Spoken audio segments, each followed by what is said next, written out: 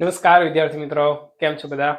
વિદ્યાર્થી મિત્રો, દ્રાવણના ચેપ્ટરની અંદર આજે આપણે દ્રાવ્યતા વિશે છે એ આજે શીખવાનું છે. સમયને બગાડ કરવો જ નથી. ચાલો આપણે દ્રાવ્યતા વિશે શીખી લઈએ. તમારા શબ્દોમાં દ્રાવ્યતા એટલે શું?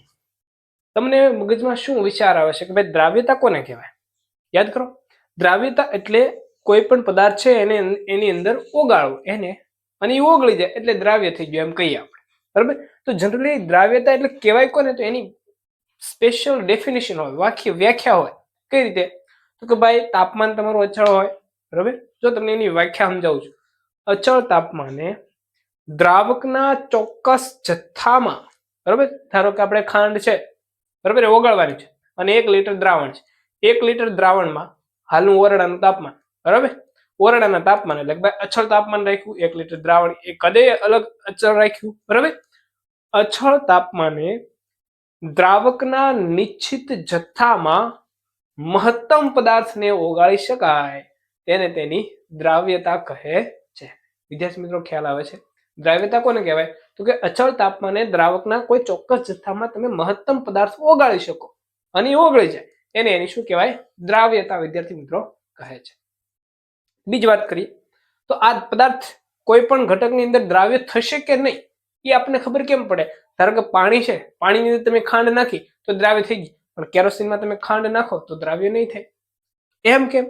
તો હું તમને એ કહું છું કે કોઈ પદાર્થ છે એ કોઈ પ્રવાહીની અંદર કોઈ દ્રાવકમાં દ્રાવ્ય થશે કે નહીં થાય એનો આધાર 3 બાબત ઉપર રહેલો છે. અને યાદ રાખજો, અને 3 બાબત કઈ કઈ છે? એક, દ્રાવકનો સ્વભાવ, તાપમાન અને દબાણ. દ્રાવક તમે લીધેલો છે એ કેવો છે, એનો સ્વભાવ કેવો છે, ધ્રુવીય છે, અધ્રુવીય છે, બરોબર, એમ તાપમાન છે, દબાણ છે, એમ 3 ઉપર આધાર રાખે છે. અને એને શોર્ટ ટ્રિક સ્વરૂપે યાદ રાખી લેજો કે ભાઈ દ્રાવ્યતા છે એ મુખ્ય 3 પરિબળો ઉપર આધાર રાખે છે. કયા કયા? એસટીપી. આ તમે પાઠ નંબર ધોરણ 11 માં પહેલામાં ભણીને આવ્યા છો, તમને ખ્યાલ છે. આ શબ્દ તમને ખ્યાલ હશે એટલા માટે યાદ રહી જશે. એસટીપી ઉપર આધાર રાખે. જ્યાં એસ એ શું છે? દ્રાવકનો સ્વભાવ. ટી એટલે ટેમ્પરેચર અને પી એટલે પ્રેશર, એટલે સ્વભાવ, તાપમાન અને દબાણ. જો યાદ રાખો. દ્રાવ્યતા અચળ તાપમાને દ્રાવકના નિશ્ચિત જથ્થામાં પદાર્થનો મહત્તમ જથ્થો ઓગાળી શકે તેને તેની દ્રાવ્યતા કહે છે. અને એનો આધાર છે એસટીપી, દ્રાવકનો સ્વભાવ, તાપમાન અને દબાણ ઉપર રહેલો છે. તો અહીંયા આપણે દ્રાવ્યતા છે એ અલગ અલગ ઘટકોની અંદર આપણે જોવાની છે. એમાં પહેલી છે ઘનની પ્રવાહીમાં દ્રાવ્યતા. મતલબ દ્રાવક છે એ તમે લેશો એ પ્રવાહી હશે અને એની અંદર જે દ્રાવ્ય ઉમેરવા તમે ઈચ્છો છો એ કેવો હશે? ઘન. એટલે અહીં જો મેં તમને લખી આપ્યું શું છે? ઘનની પ્રવાહીમાં દ્રાવ્યતા. એટલે અહીંયા તમને હું સમજાવું, અહીં ધ્યાન આપવાનું. જેમ કે આ એક બીકર છે, બરાબર, આ બીકરની અંદર મેં પાણી ભરેલું છે અને એક આ નાનું બીકર છે ધારો કે, બરાબર, એની અંદર મેં ખાંડ ભરેલી. શું ભરેલી છે? ખાંડ.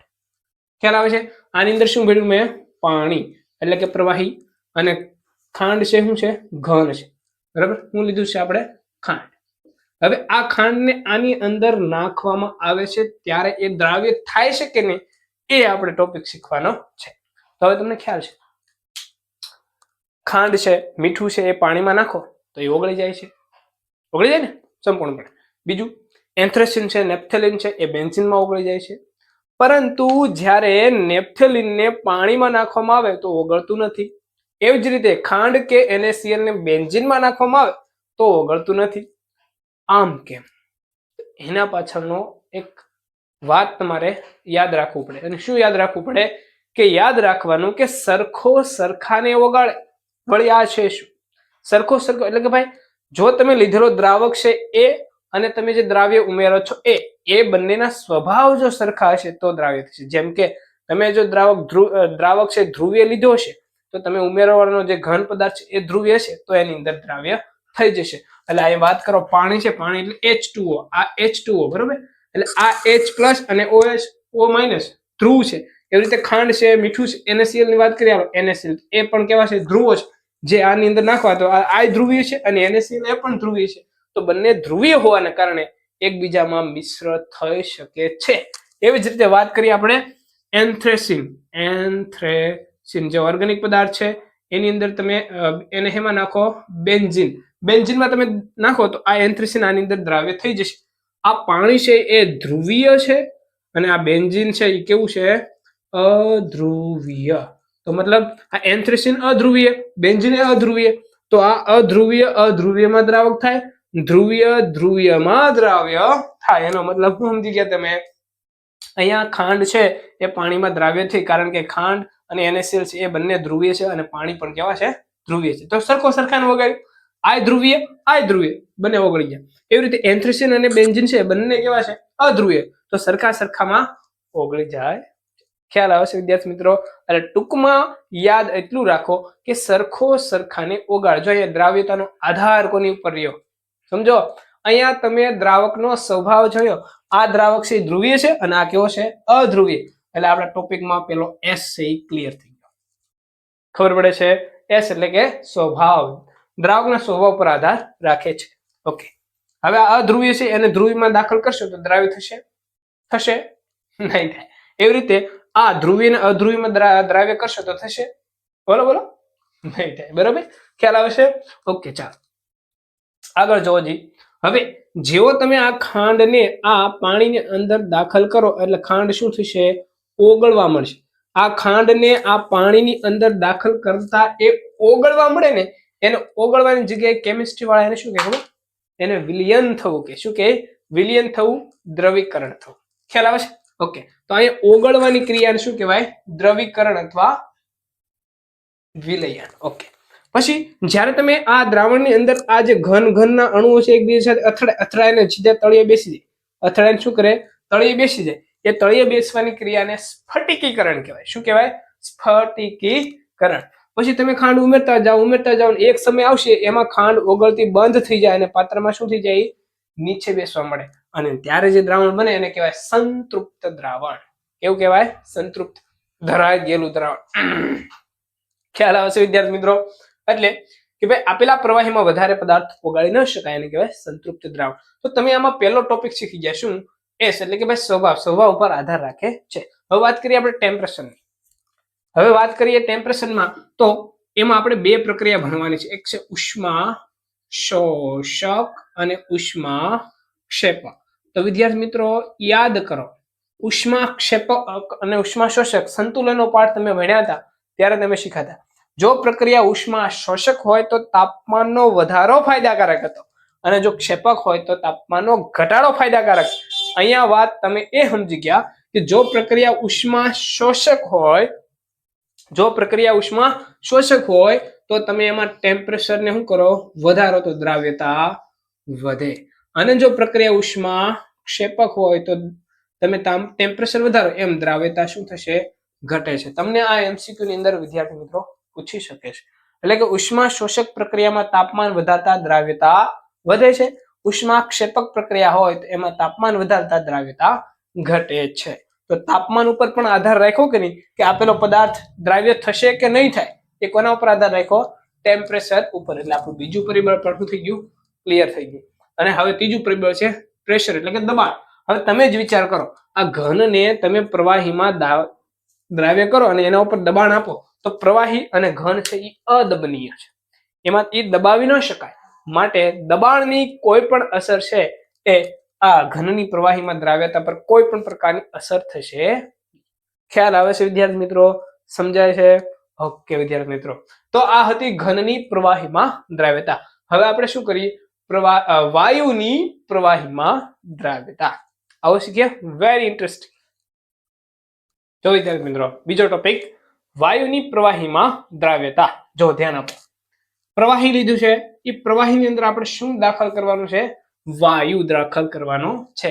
આપણને ખબર છે કે દ્રાવ્યતા છે આ ત્રણ પરિબળ ઉપર આધાર રાખે છે: દ્રાવકનો સ્વભાવ, તાપમાન અને પ્રેશર ઉપર. તમને ખ્યાલ છે? તમને અહીંયા હું પેલા આ સમજાવતા પહેલા એ સમજાવી દઉં.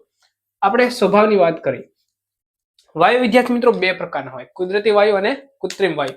કુદરતી વાયુ તરીકે વાત કરીએ તો આપણે ઓક્સિજનને લીધો છે, અને કૃત્રિમ વાયુ તરીકે વાત કરીએ તો HCl છે, એ પણ એક વાયુ છે જે માનવ સર્જિત છે, એટલે કે કુદરતી રીતે બનેલો નથી, કૃત્રિમ વાયુ છે. તો હવે તમને ખ્યાલ હશે, શું ખ્યાલ છે? ઓક્સિજન એટલે કે કુદરતી જેટલા બી વાયુ હોય ને વિદ્યાર્થી મિત્રો, કાનમાં કહી દઉં, શોર્ટમાં યાદ રાખી લેજો. કુદરતી જેટલા બી વાયુ હોય એ પાણીમાં ઓછા દ્રાવ્ય હોય. કેવા હોય? ઓછા દ્રાવ્ય હોય. અને કૃત્રિમ વાયુ હોય ને એ પાણીમાં કેવા હોય? કેવા હોય? પાણીમાં ખૂબ જ વધારે દ્રાવ્ય હોય છે. એટલે કે એટલા માટે જ તમને હું કહી દઉં વિદ્યાર્થી મિત્રો, જો કુદરતી વાયુ પાણીમાં ખૂબ જ વધારે દ્રાવ્ય હોત તો વાતાવરણમાં રહેલો બધો જ ઓક્સિજન શેમાં દ્રાવ્ય થઈ જાત? પાણીમાં દ્રાવ્ય થઈ જાય. તો આપણે શ્વાસ લઈ જ ન શકત, તો આપણે આ દુનિયામાં હોત પણ નહીં. ખ્યાલ આવે છે? એટલે કુદરતી વાયુ જેટલા બી છે એ પાણીમાં કેવા છે? ઓછા દ્રાવ્ય છે. અને થોડો ઘણો જે દ્રાવ્ય થાય છે એ જળચર પ્રાણીઓ માટે કેવું છે? ફાયદાકારક છે. એ પોતાનું જીવન ટકાવી રાખવા માટે મદદરૂપ થાય છે. અને કૃત્રિમ વાયુ તરીકે HCl છે એ કેવો હોય છે? વધુ દ્રાવ્ય હોય છે પાણીની અંદર. ખ્યાલ આવે છે? તો અહીંયા પણ જો સ્વભાવ જ આવી ગયો, કુદરતી વાયુ અને કૃત્રિમ વાયુ. સ્વભાવ તમારો ક્લિયર થઈ ગયો. તાપમાનની વાત કરો. જ્યારે તમે આ પ્રવાહી છે એની અંદર ઓલરેડી વાયુ તમે દાખલ કરો છો, બરાબર, અને શું કરી દો છો? પાત્રને શું કરી દો છો? બંધ કરી દો છો.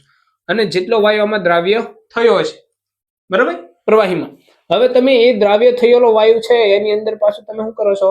ટેમ્પરેચર તો પાછું આપો છો. તો જે પણ વાયુ પ્રવાહીમાં દ્રાવ્ય થયો છે, જેવું ટેમ્પરેચર આપેલો આપો, અને જે વાયુ પ્રવાહીમાં દ્રાવ્ય છો એ ફટનારાયણ શું કરશે? એમાંથી દ્રાવ્ય થયેલો છે એ પણ શું થઈ જશે? દૂર થઈ જશે. એનો મતલબ એમ કે જ્યારે વાયુને પ્રવાહીમાં દાખલ કરવામાં આવે, એટલે ઓગાળવામાં આવે, અને જો એમાં ટેમ્પરેચર વધારવામાં આવે તો દ્રાવ્યતાનું મૂલ્ય કેવું થાય છે વિદ્યાર્થી મિત્રો? બરોબર? યસ, દ્રાવ્યતા શું થાય છે? તાપમાન વધારતા ઘટે છે. આ કયા કિસ્સામાં? વાયુની પ્રવાહીમાં દ્રાવ્યતા. એટલે તાપમાન પણ આપણું ક્લિયર થઈ ગયું. ખ્યાલ આવશે વિદ્યાર્થી મિત્રો? સમજાય છે? હું કહું સમજાય છે તમને? ઓકે. એટલે તાપમાન વધારતા વાયુની દ્રાવ્યતા ઘટે છે. હવે વાત કરીએ આપણે દબાણ. ધારો કે અહીંયા વાયુ છે એ ઓગળેલો છે, નીચે છે ને અમુક વાયુ છે અહીંયા ઉપર રહેલો છે. હવે શું કરો તમે? ઉપરથી છે એ પ્રેશર આપો પિસ્ટન વડે. હાલો પ્રેશર આપો તમે, હાલો પ્રેશર આપો પિસ્ટન વડે. તો થશે શું થશે? તો જે પ્રવાહી બીકર હતું એમાં જે એટલે સુધી વાયુ દ્રાવ્ય થયેલો હતો, આજે એ સપાટી તમારી નીચે આવી જશે, અને એની અંદર પણ પ્રવાહીમાં વાયુ પણ થઈ જશે, દ્રાવ્ય થઈ જશે. એટલે પેલા અહીંયા સપાટી હતી, હવે સપાટી અહીંયા આવી ગઈ. એનો મતલબ એમ, પ્રવાહીમાં જો તમે વાયુને દ્રાવ્ય કરો અને ઉપરથી શું આપો? પ્રેશર આપો, તો પ્રવાહીમાં વાયુની દ્રાવ્યતા શું થાય છે? યસ, વધે છે. ખ્યાલ આવે છે? તો દ્રાવ્યતા શું થાય? વધે છે.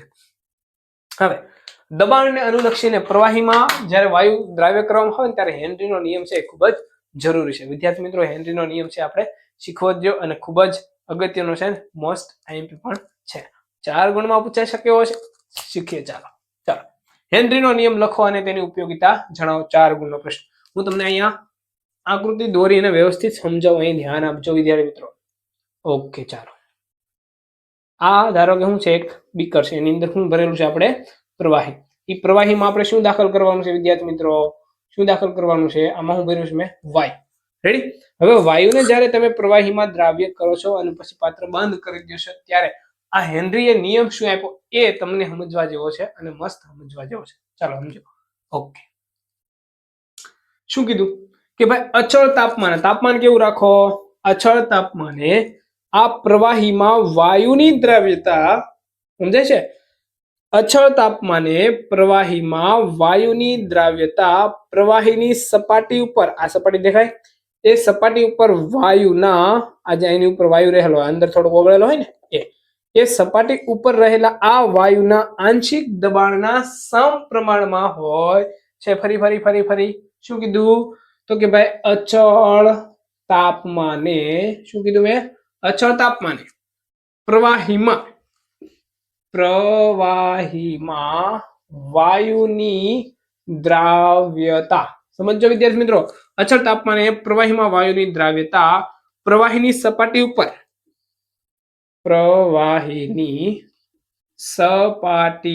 ઉપર રહેલા વાયુના આંશિક દબાણના સમપ્રમાણમાં હોય છે.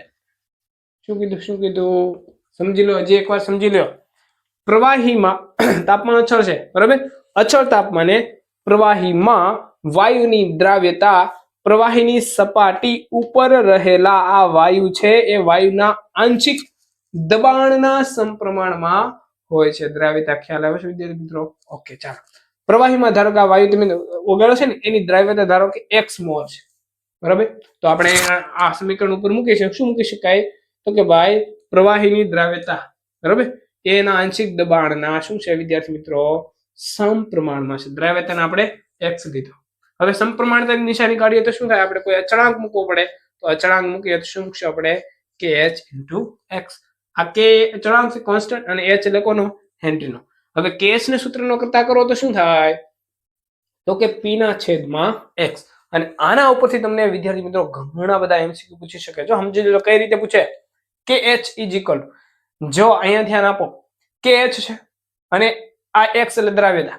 દ્રાવ્યતા ને આ kh છે એ બીજા વચ્ચે વિરુદ્ધ સંબંધ છે.